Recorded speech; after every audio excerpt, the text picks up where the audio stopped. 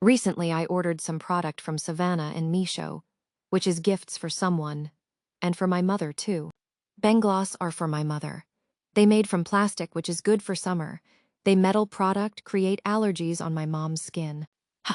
Her skin is very sensitive, and I got some claw clips for my friends and relative to gifts, but I received one broken, the white one.